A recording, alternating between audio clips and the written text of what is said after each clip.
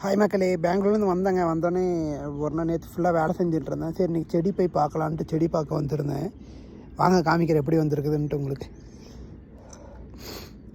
இங்கே பாருங்கள், அப்படியே அருமையாக வந்திருக்குது எல்லாமே.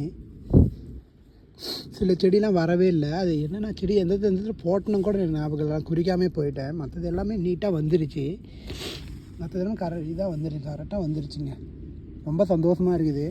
பரவாயில்ல, நான் வச்ச செடி நல்லா வந்துருச்சு. இது மாதிரி நிறைய பண்ணணுன்னு ஒரு ஆசை. இதுக்கு மேலே பண்ண ஆரம்பிச்சிருவோங்க. இது மாதிரிலாம் வருதில்ல, பண்ணி பார்ப்போம், நம்மளாலேயும் முடியும். இந்த இடத்துல தான் கொத்தமல்லி போட்டிருந்தேன். ஒன்று கூட கண்ணுக்கு தெரியலைங்க. அதெல்லாம் அப்படியே எம்டியாகவே இருக்குது, வரவே இல்லையாட்டுக்குது. கொத்தமல்லி எப்படி போடணுன்னு தெரியல விதையை. அது தெரிஞ்சிருந்தால் யாராவது கமெண்ட் பாக்ஸில் சொல்லுங்கள் மறக்காமல், அது எப்படி விதை போடணுன்ட்டு.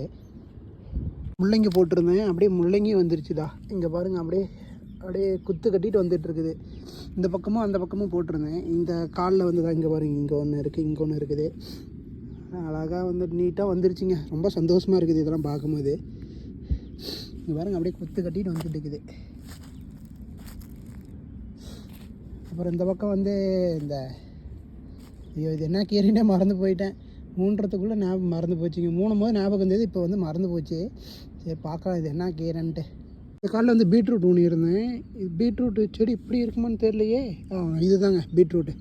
இங்கே பாருங்கள், இங்கே ஒன்று, இங்கே ஒன்று, எல்லாம் வந்துருக்குதுங்க. தண்ணி கட்டினா நெக்ஸ்ட் டைம் நல்லா வந்துடும்.